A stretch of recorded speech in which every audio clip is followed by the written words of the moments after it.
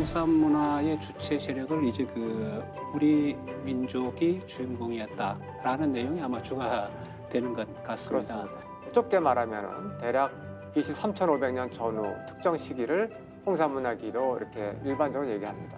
기존 사학계에서는요, 일부 분들은 홍산문화하고 우리 고조선이라든가 고대 문화하고는 전혀 관계가 없다라고 이렇게 약간 좀 이렇게 단언하는 분들이 있어요. 홍산 문화가 우리 상고 문화하고 연결돼 있다라고 하는 이 명제는 이것은 누가 부정할 수 있는 문제가 아니라 만약 부정하는 분들이 있다면 그분들은 좀 죄송하지만은 현장 연구를 철저히 하지 않은 분들이 아닌가 그런 생각을 합니다.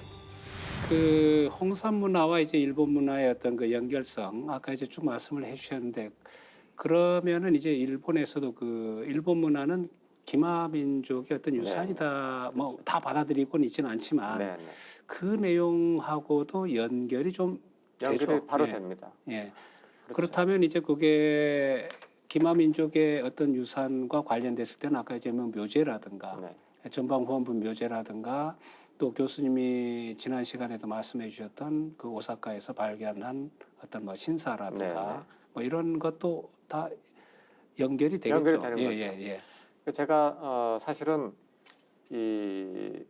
인하대학교에서 이제 정치외교학을 한 20년 강의를 했습니다만은 지난 10년은 제가 좀 별나게 융합고고학과에도 이제 참여 교수를 하고 있습니다. 그래서 사람들이 깜짝 놀래요. 아니 국제관계 군사안보 연구하던 사람이 어떻게 갑자기 생뚱맞게 이 고고학까지 하느냐? 당신은 무슨 오지랖 이렇게 넓으냐고 막 그래요. 그런데 저는 이게 연결된 주제라고 봅니다. 연결된 주제고 한일 관계에 진짜 그 뿌리를 알지 못하면은 다 헛짚는 거 아닌가 그런 의문을 많이 가졌기 때문에 자꾸 이제 고대사를 파헤친 건데 파헤치다 보니까 이런 재미난 이야기가 이제 흥부가 부부가 이렇게 타니까 뻥뻥 터지면서 온갖 보물이 나오잖아요. 그런 것처럼 고대사에 아주 재밌는 스토리텔링이 막 나오는데 그 중에 하나가 이제 아까 방금 말씀하셨습니다마는 이 천부경과 일본의 고분과의 상당히 조밀한 어떤 정합성을 제가 발견한 거죠. 지금 말씀 안 하셨는데 제가 미리 좀 말씀을 좀 드려도 괜찮을까요? 예. 어떻게 그게 관련이 되는지. 사실은 이제 고고학이나 인류학, 특히 이제 역사학을 할 때 저는 관찰력이 뛰어난 사람은 아닙니다. 하지만은 관찰을 잘 해야 되겠더라고요. 많은 사람들이 저와 똑같이 보고 지나갔는데 그냥 지나친 사람들이 많이 있었어요. 그런데 저는 천부계라는 텍스트 또 태백일서라는 텍스트를 많이 읽어봤거든요. 제가 대만 국립대학에 가을에 외교부 초청으로 가 있을 때 심심하잖아요. 그래서 밤엔 그것만 읽었어요. 계속 읽었어요. 환단고기의 태백일사를 수십 번 읽었습니다. 읽다 보니까 머리에 거의 이제 외울 정도로 됐지 않습니까? 그런 마인드를 가지고 유물을 보고 유적을 보면은 많은 것들이 연결되는 것들이 보입니다. 그래서 이 홍산 문화의 우아량 제천단하고 그다음에 일본의 고분하고 유사성을 제가 다른 사람들은 보지 못했는데 일찍 본 게 제가 특별히 관찰력이 뛰어나서가 아니라 태백일사라고 하는 아주 흥미로운 텍스트가 있었기 때문이라 생각합니다. 자, 그러면 도대체 뭐가 비슷하냐 제가 하나씩 말씀드려 볼게요. 첫째, 홍산 문화에는 원형재단이 있고요. 방형재단 혹은 방형 무덤이 나옵니다. 원과 방이 같은 공간에 몰려 있잖아요. 첫째. 두 번째. 첫째. 그런데 아까 말씀드린 일본 고분에서 전방 후원분에서도 앞에는 네모난 형태로 되어 있고 뒷부분은 원형으로 약간 높게 쌓아놓은 그런 원과 네모를 같은 공간에 연결시켜 놓은 그런 구조물이 보이는 겁니다. 이거는 제가 아무리 봐도 의도적인 거라고밖에 볼 수가 없었습니다. 원과 방을 이렇게 같은 공간에 밀집을 시켜놨고 그다음에 거기에 만약 사람이 묻히면 그러면 뭐가 됩니까? 원과 방과 인간이 한 군데 들어가는 거잖아요. 천지인. 우리 한글의 모음의 기본 원리가 천지인 원리거든요. 그 점이 가장 이제 극명한 동일점이고, 그 다음에 이제 우아량의 제천단을 보면은 제가 특히 주목했던 거는 3단으로 돼 있더라고요. 그게 무너져가지고 명확하게 구분이 안 되는 경우도 있지만은 분명히 이 원형은 3단이었다는 걸 알 수 있는데 일본의 고분에 가면은 이 전방 그 앞에 네모난 그 부분하고 뒤에 그 원형부가 둘 다 3단으로 형성이 되어 있습니다. 그 점이 이제 동일하고 그리고 가장 제가 주목했던 점은 이 우아량 제천단 주위에 무저형 토기를 쭉 가장자리에 나란히 배열을 했습니다. 그리고 일본의 이제 고분 시대는 이제 3세기부터 뭐 7세기 초 대략 그렇게 되는데 이 고분 시대의 전방 후원부의 그 앞에 네모난 부분하고 뒤에 동그란 부분에 있는 이 무저형 토기도 가장자리에 이렇게 쭉 배열을 한 게 동일한 구조입니다. 마치 우리가 이제 어깨동무하고 이 삼중으로 원을 그어놓고 사람들이 어깨동무하고 이렇게 춤추는 모습을 형성한 것처럼 보이더라고요. 그런데 주목할 점은 바로 이 무저형 토기, 밑이 없는 토기에 이제 다른 말로 통형 토기라고 그러는데 통형 토기의 형태가 거의 같다는 겁니다. 밑이 없는 토기라는 점이 같다는 거죠. 그리고 이 토기를 아주 바짝바짝 붙여서 배열한 점, 가장자리에 배열한 점, 그리고 일본 고분 같은 경우는 땅에 심듯이 고정시켜 놓은 점이 특징이에요. 근데 이 우아량 같은 경우는 과연 땅에 심은 건지 아니면 어떻게 했는지 모르게 이게 정확하게 유적이 지금 보존이 안 됐기 때문에 알 수는 없지만 아무튼 뭐 그와 고정시켜 놓은 방식이 비슷할 가능성이 있다고 봅니다. 그렇게 본다면은 여러 가지 점에서 공통점이 있지 않습니까? 이 정도 공통점이면은 이것은 충분히 가설을 세워볼 만하다라고 생각을 했고 그래서 이렇게 공통된 점이 있는데 이 공통된 점이 무엇을 표현하려고 했을까에 대해서 제가 관심을 가진 건데 제가 그 생각 드는 것은 이것은 중국 고고학께서는 이제 통천의 관념, 의식을 표현하기 위해서였다고 얘기를 하고 있는데 일본 고고학께서는 명확한 얘기를 하고 있지 않지만 앞으로 이제 한중일 삼국이 교류를 하면 아마 그 얘기가 나올 것 같습니다. 즉 하늘과 땅을 이렇게 관통하는 그런 마음을 어떤 심리의 상태를 추구하는 것을 표현하기 위해서 이렇게 겉속이 텅 빈 그런 통영 토기를 많이 배열했지 않았는가 이런 생각을 하는 겁니다. 그런 점에서 홍사 문화와 이제 일본의 고분 문화 간의 3천을 뛰어넘는 아주 끈질긴 연속성의 가능성을 제가 한번 지목해 본 겁니다.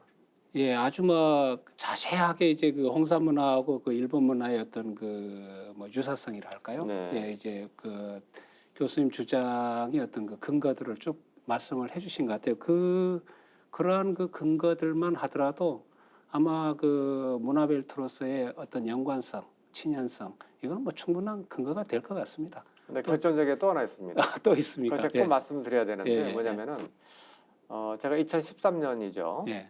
고베 대학에 6개월간 교환 교수로 가 있으면서 관서지방 완전히 샅샅이 뒤지면서 답사하고 또 밤에는 고고학 책을 보고 공부를 했는데 그 이듬해죠. 2014년 가을에 이 대한사랑 사다범위 대한사랑에서 오사카에서 환단고의 콘서트를 준비하는 과정에서 그 답사단에서 이 오사카 시 남쪽에 스미오시 구에서 의라라고 하는 한자가 똑같은 신사를 발견했다고 하는 연락을 제가 받았습니다. 그래가지고 실제로 이 콘서트 하는 때 일본에 갔을 때 그 하루 전에 그날 오전입니다. 오전에 거기 제가 동료들하고 같이 갔습니다. 그 대한사랑의 이삼영 이사 또 정보식 이사 이분들하고 가서 갔는데 가장 그 충격적이고 흥미로운 대목이 이제 어떻게 있었냐면은 그 궁사가 그날 또 마침 있었어요. 그래가지고 궁사한테 이제 제가 이제 그 시주하듯이 돈 넣는 거 있잖아요. 그건 돈도 좀 많이 넣은 다음에 이제 그분한테 부탁을 해서 이 의라 신사 유래에 대해서 좀 물어봤습니다. 물어봤는데 너무 놀라운 얘기 터져 나와가지고 제가 바로 녹음기를 켜고 그다음에 옆에 같이 간 동료분들하고 좀 얘기를 목격을 하라고 그래가지고 했는데 무슨 얘기냐면은 이 의라라는 사람이 한국에서 반도에서 건너왔다고 얘기를 했고요. 두 번째는 3세기 말이고 세 번째는 일본에서 왕족이 되었다는 얘기를 했습니다. 근데 지금 한 4, 5년이 지난 후에 다시 한번 현장에 갔더니 최근에 제 제자가 이 의라 부여의 의라 왕자가 이 의라 신사에 모신 제신이 아닌가라고 하는 주제를 놓고 논문을 쓰고 있는 사람이 있습니다. 그래서 이제 그 친구가 현장에 다시 갔더니 그 얘기는 싹 빠졌대요. 이 한반도 넘었다는 얘기 빠졌답니다. 그래서 이제 좀 그런 문제점이 있긴 한데 아무튼 이 제 책에서도 하나의 그 스토리텔링을 쭉 밝혀놨습니다만은 의라가 서부여의 왕자라고 하는 그런 이제 우리 비전 사서의 내용이 있는데 중국 사서에는 서부여라는 얘기는 나오지 않고 부여왕, 의려, 부여왕자, 뭐 의라 이렇게 나오거든요. 그 사람들이 모용 씨한테 막 괴롭힘을 당하고 전쟁에 지고 막 이렇게 쫓겨가다가 이제 거기서 스토리가 끝납니다. 그런데 우리 비전사서 태백일사에는 이 의려왕 혹은 의라 왕자가 일본으로 무리를 끌고 가서 왕이 되었다라는 대목이 나오거든요. 그런데 너무 재미있게도 일본 오사카 한복판에 의라 신사가 있지 않습니까? 물론 이제 현지인들은 요사미 진자 이렇게 읽어요. 요사미는 강하고 이런 의미인데 근데 요사미라고 읽어지지가 않거든요. 의라고 한 것은. 그건 뭔가 사연이 있다라고 보는데 그래서 아까 말씀드린 것처럼 그 궁사 이제 우리로 치면 우리 절의 스님 주지 스님 같은 그러니까 궁사입니다. 쿠지라고 하는 역할이. 근데 그 궁사의 그 증언과 결합을 시켜봤을 때 이 소위 말해서 서부여 세력, 부여 세력, 의려 의라 세력이 바로 이제 요서 지방에 있었던 세력이거든. 이 사람들이 북쪽에서 모영 씨가 내려오니까 이제 쫓겨가지고 들어갔다고 하는 건데 그 지역이 바로 우아량 지역하고 겹치는 겁니다. 예를 들어서 조양시 박물관에 가면은 지금도 모영시 세력이 막 공세를 취했다고 하는 기록이 나오거든요. 그런데 조양시에서 바로 멀지 않아요. 우아량이. 그리고 우아량이 뭐 지금 하나 정도만 발견됐지만 고대에는 더 많이 있을 수도 있습니다. 그렇다면은 이 의라 왕자 혹은 의려 왕이 저는 의라라고 좀 가능성이 높다고 보여지는데 일본으로 들어오면서 그 문화체계를 가지고 들어오지 않았을까. 그래서 이 홍사 문화, 제2 문화를 가지고 들어와서 현지 세력을 포섭을 하는데 이렇게 어떤 제2 문화를 가지고 문화적으로 흡수, 융합하는 그런 이제 문화 기제로 사용하면서 이것이 야마토 왕권이 3세기 말부터 통일되기 시작하고 이것이 전국으로 퍼져나가는 그런 문화 현상과 정합성이 있지 않는가라고 하는 가설을 이제 스토리텔링으로 한번 해놨습니다. 아직 밝혀진 건 아닌데요.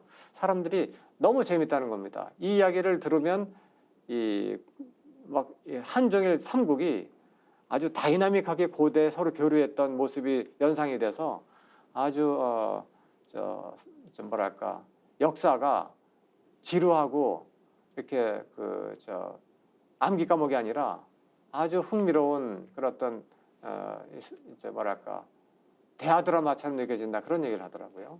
의라 그 부여 왕과 왕자가 이제 참 이게 사실 흥미로운 이야기긴 합니다만은 일본으로 왔다면 많은 무리를 거느리고 왔다면 당연히 그 문화도 이제 그렇죠. 갖고 갔지 않습니까? 그렇죠. 그러면 그 문화에서는 그 묘제 문화와 관련됐을 때는 말씀하셨던 그 전방 후원분이 그것과 관련을 맺고 있다는 거죠. 그러니까 이렇습니다. 일본에서 이렇습니다. 우선 전방 후원분이 대륙에서 들어왔다는 얘기 절대 하지 않고요.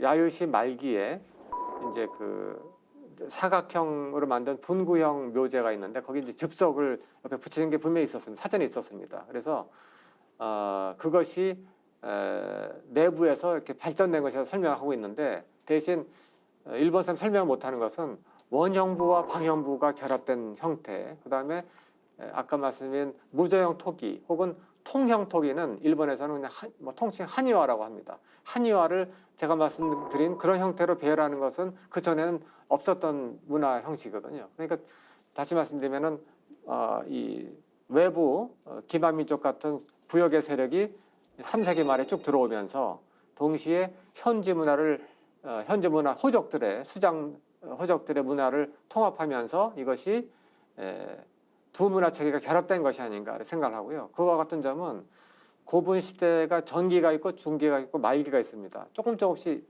이제 부장품, 껴묻거리가 좀 달라져요. 근데 초기에는 현지 이제 문화 체계하고 외부 문화 체계가 결합돼서 나옵니다. 그러다가 후대로 가면 점점 외부 문화 체계가 더 위주로 되거든요. 그런 걸 봤을 때는 이제 문화 인류학적으로 봤을 때도 외부 문화 체계와 현지 문화 체계가 이렇게 융섭되는 과정이었을 것 같다. 이렇게 제가 보고 있는데 제가 이제 아까 우리 대담 모두에 이 시간에는 천부경이라고 하는 참 그 미스테리의 텍스트 혹은 신비의 텍스트가 일본 고대 문화의 문을 여는 대문을 여는 마스터키일 수 있다는 말씀드렸잖아요. 근데 이것하고 아까 제가 방금 말씀드린 의라왕 이야기하고 바로 연결되는 대목이 또 하나 있습니다. 이 대목을 제가 놓칠 수 없기 때문에 좀 말씀드려도 될까요? 예.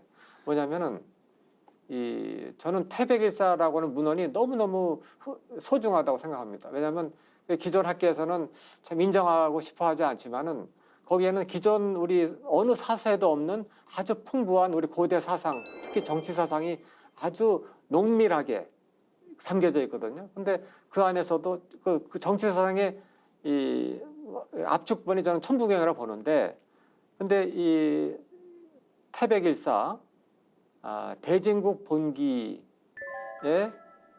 보면 어떤 대목이 나오냐면은 아까 말씀드린 의라 있지 않습니까? 의라가 삼신부명이라는 대목이 나와요. 이제 응할 응자죠. 그러니까 삼신의 부명에 응해서 일본에 가서 뭐 할애를 받고 예식을 치렀다, 의례 행사를 받았다, 뭐 이런 얘기가 나오거든요. 그런데 여기서 보는 이제 그 삼신 부명할 때 부자는 천붕의 부자하고 같습니다. 이게 저는 앞으로 좀 밝혀야 될 중요한 대목인데 어쩌면 꿈에 실제로 꿈에 꾸는지 아니면은 자기가 뭐 만드는 얘기는 모르겠지만 의라 왕자 혹은 의려 왕이 실제로 이제 천부경의 정신 사상을 이렇게 일본에 가 전해라라고 하는 하늘의 뜻을 자기가 받았다고 주장했는지 혹은 실제로 받았는지 둘 중에 하나일 때 봅니다. 왜냐하면 현지 호족들을 이렇게 포용할 때 그냥은 안 베끼잖아요. 네. 나는 뭔가 하늘의 뜻을 받고 내려왔다라고 주장을 해야 사람이 따라올 거 아니겠습니까? 그다음에 이제 아마 제가 봤을 때는 백제가 도와줬다고 봐요. 백제가 이 이동을 도와줬다고 봤는데 아무리 백제가 강력한 이 선단 그다음에 이 군사를 가지고 후원을 했다 하더라도 만만치 않은 호족들이 전국에 깔려 있는데 어떻게 다 하나씩 다 설득을 하겠어요. 그러니까 이 모든 사람의 마음을 아우를 수 있는 아주 강력한 어떤 그 사상 체계, 어떤 혹은 의례 문화를 전면에 내세웠을 가능성이 있다고 봅니다. 근데 재밌는 게 아까 말씀드린 것처럼 의례를 받았다, 할애를 받았다 이런 대목이 딱 나오거든요. 그래서 이 대목을 봤을 때 아주 의식적으로, 의도적으로 천부경 문화를 자기가 천부경 사상을 중심으로 한 문화 체계를 전수하는 것을 가지고 자신의 정통성을 확보하려고 하지 않았을까. 말하자면 선진적이고 앞선 문화를 가지고 후진적인 문화 체계를 교화하는 그런 목적을 내가 갖고 있다라고 하는 걸 통해서 어떤 평화적으로 이제 전쟁하지 않고 이렇게 야마토 왕권을 처음에 기초 작업을 다져나가지 않을까 생각되는데, 이와 같은 이제 그 퓨전이죠. 문화가 전파되는 패턴은 우리 삼국유사 고조선주에 또 똑같이 나옵니다. 아시잖아요. 환웅이 신단수 밑에 내려와서 이제 딱 보니까 검족이 있고 호족이 있는데 상당히 야만적이고 사나운 종족인데 무리하게 통합하려고 하지 않았거든요. 가만히 있는데 자기들이 찾아와가지고 우리 환웅족은 너무 멋있습니다. 우리 환웅족처럼 우리 좀 되게 해주세요라고 스스로 간청을 하잖아요. 그러면서 이제 교화를 통해서 아우르지 않습니까? 그와 같은 패턴이 반복되는 게 아닌가. 서부여 세력이 들어갔을 때 문화 통치를 한 거죠. 문화적으로 그람시가 말한 폭력이 아니라 그람시가 말한 것처럼 문화적인 어떤 그 상징, 어떤 사상으로 사람들을 아울러서 야마토 왕권을 세우는 그런 과정이 있었던 것이 생각을 하고요. 그런 점에서 이 의라 왕자를 어떤 분들은 오진천왕이 의라가 아니냐 이런 얘기를 하는데 상당히 저는 설득력이 있다고 봅니다. 이 대목을 제가 꼭 말씀드리고 싶어서 제가 좀 길게 말씀을 좀 드렸습니다. 예, 그 충분히 뭐 제가 이제 들어도 네. 가능성이 있는 또 이야기이고, 그리고 이제 앞으로 이제 만약에 그게 그 어느 정도 입증이 되어진다면은 이 한일 고대사를 다시 쓸 수도 있는 뭐 그런 내용인 것 같습니다. 네. 그리고 또 우리가 이제 고대 문화를 풀어갈 때 아까 말씀해 주시는 그런 어떤 사람들에게 이게 어떤 폭력성이 아닌, 사실 뭐 맨날 폭력성만 갖고 했던 건 분명히 아니거든요. 네. 예, 그랬을 때 어떤 그 삼신의 명이라든가 네. 천부경 사상이라든가 뭐 이런 것들을 갖고 가서 사람들을 이제 통어했다는 네. 그런 거는 충분히 가능성이 있는 것 같습니다. 그리고 이런 그 의라를 지금 그 오진천왕 으로 보는 네. 그런 것도 어떻게 본다면 저도 퍼뜩 드는 생각이 뭐냐면은 일본도 야마토 왕국이 형성이 되는 게 3세기 말 4세기로 네. 이제 우리가 볼 수가 있고, 네. 또 전방호원분도 우리가 이제 사이토바루 고분군에서 이제 3세기에 나타나고 이쪽으로 오면서 이제 4세기로 그렇죠. 자꾸 흩어지고, 네. 이런 모든 게 좀 이게 정합성이 정합성이 이제 그렇습니다. 있는 것으로 봤을 때는 뭐 여러 가지 그런 주장, 그 응신왕으로 이제 그 보는 네. 그런 것도 뭐 충분히 가능할 것 같습니다. 이거를 또 혹시 뭐 달리 입증할 수 있는 방법이 혹시 있을까요? 어떤 홍사문화하고 이제 야마토 네. 이 정권과의 어떤 그 친연성. 왜냐하면 응신을 우리가 이야기를 했다면 뭐 응신도 이제 사실은 뭐 그 응신 말 자체에서도 이 삼신 네, 어떤 명이라든가 이런 것하고도 연결이 또 될 수가 네. 있잖아요.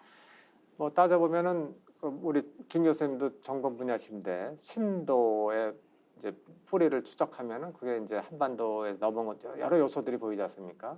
또 삼종신기 같은 것도 그렇고 아메노 히보코의 히모로기에 고음 관련된 개념이 나온 것도 그렇고 이런 것들이 다 이제 그 야마토 왕권이 단순히 무력으로 한 것이 아니라 상당히 수준 높은 철학 체계를 가지고 사람의 마음을 휘어잡았다라고 하는 점이 보이는데, 제가 이제 이 모든 스토리텔링에서 이 천부경을 자꾸 끌어오는 이유가 바로 여기에 있습니다. 자, 많은 사람들을 마음을 휘어잡는 그 요소가 여러 가지 있을 수 있는데, 예를 들어서 뭐 한류 같으면은 멋진 춤 동작과 현란한 춤 동작과 아주 그 멜로디겠죠. 하지만은 사람들이 정말 마음에서 우러나게 복종을 하게 하려면 어떤 게 가장 파워풀하냐면은 바로 생명에 관련된 거를 건드릴 때 사람들이 마음을 주거든요.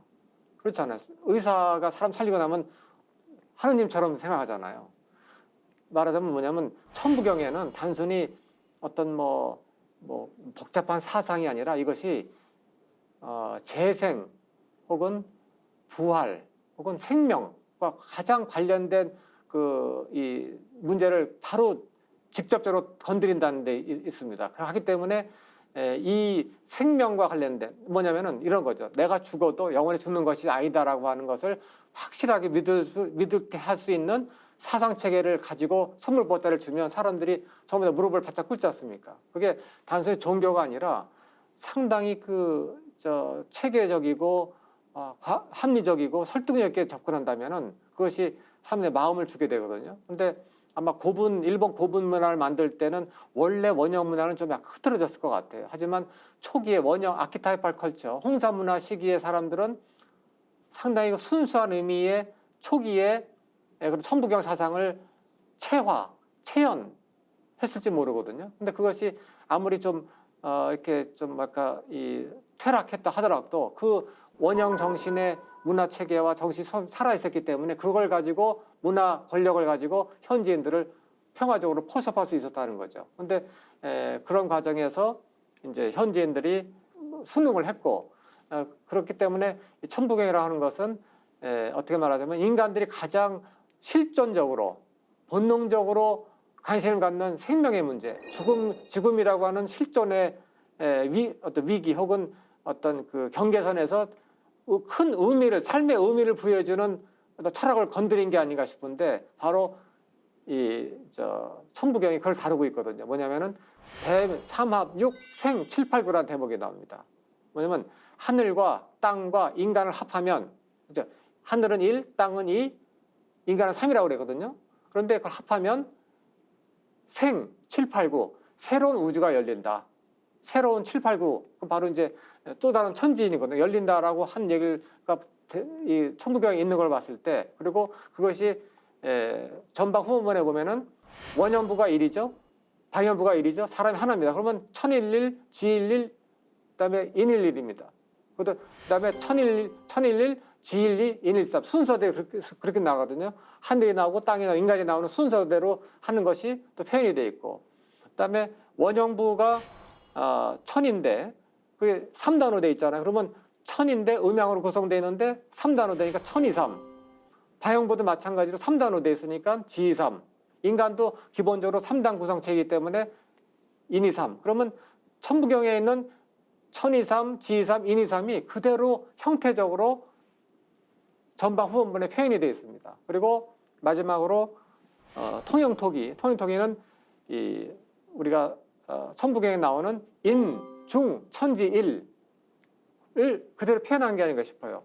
하늘과 땅을 관통하는 그런 제가 마음을 비우면은 이제 그 하늘 천지인을 정신을 체현한 태일이 된다라고 하는 거. 그것이 우주운동 만왕말래 소위 말해서 일묘연 만왕말래, 즉 역사가 끊임없이 순환하는 것이 그 생명성의 본질이고, 순환해야 생명이 생겨나는데 그 생명을 반복하는 목적은 인간을 만들어내는 것이 있다. 근데 인간이 무엇이냐? 대삼합하는 인간을 만들어내는 것에 목적이 있다라고 하는 철학 그대로 담겨 있는데, 그 철학 체계를 그대로 물질로 만들어 놓으면은 제가 봤을 때는 전방 후원분으로밖에 표현할 수 있지 않을까. 또 그대로 가면은 이제 우화량 제천다니는 거죠. 하지만 제가 이 대목에 또 하나 말씀드리고 싶은 것은, 이거보다 한 단계 더 나간 이 천부경 철학을 체현한 게 있습니다. 그게 바로 강화도에 있는 참성단입니다. 거기는 방현부가 위에 있고 원현부가 밑에 있거든요. 그래서 뒤집어 놨어요.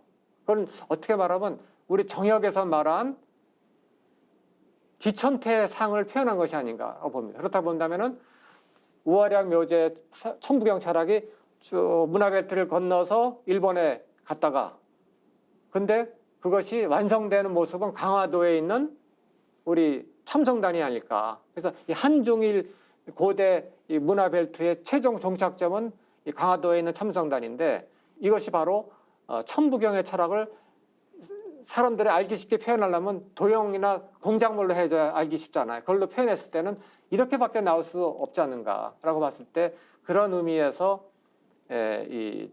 아까 김 교수님 말씀하신 것처럼 이 홍사 문화와 일본의 고분 문화는 천부경이라고 하는 사상 체계의 외적 표현물로서 이렇게 연관성과 정합성과 친연성을 가지고 있다라고 하는 대담한 주장을 제가 좀 했는데, 현재까지 반응은 좋습니다.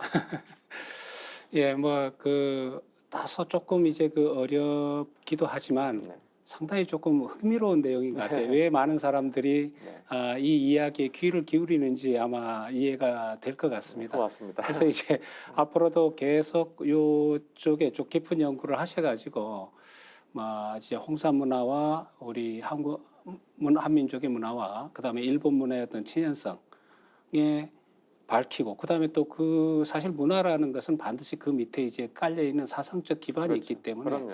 그런 것들을 아까 이제 천부경, 태백일사 네. 이런 것들을 통해서 밝혀주시면 참 좋을 것 같습니다. 고맙습니다. 예, 오늘 이제 교수님께서 말씀하신 것은 다소 조금 어려운 느낌도 좀 있지만은, 이게 한중일의 문화, 특히 한중일의 고대 문화를 관통하는 사상적 기반을 찾아 나가는 데 있어서는 상당히 흥미로운 주제고, 꼭 우리가 밝혀야만 한 주제일 것 같습니다. 특히 여기에는 우리가 이제 천부경이라든가 태백일사라든가 이런 비전 사서까지도 총동원해 가지고 한중일의 이런 문화사적인 기반을 밝힌다면은 아마 우리가 지금 시도하고 있는 한일 간 갈등의 어떤 풀 수 있는 화해의 실마리를 마련할 수 있을 것 같습니다.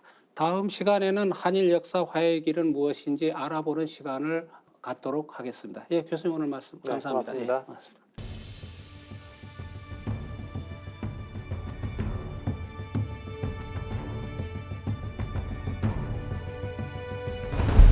일본이 도대체 어떤 나라였길래 백제를 이렇게 죽기 살기로 도왔고 그 망한 백제 유민 또 유장들이 와서 도대체 백제와 왜는 무슨 관계이길래 완전히 일본 조정을 틀어지고 완전히 좌지우지했을까? 백제와 왜의 관계는 일반적인 동맹의 수준을 넘는 것 같습니다. 과거에 있었던 감정의 응어리, 어떤 원한, 앙금 이것이 다시 끊임없이 재현되는 이런 메커니즘이 있지 않은가 그런 생각을 하면서 우리가 한일 양국의 시민사회가 한번 좀 마음을 푸는 그런 이 화해의 프로세스가 있으면 좋지 않을까. 그렇게 해야만이 가장 근본적인 이 관계 정상화의 단초가 풀리지 않을까라는 그런 생각을 좀 해봤습니다.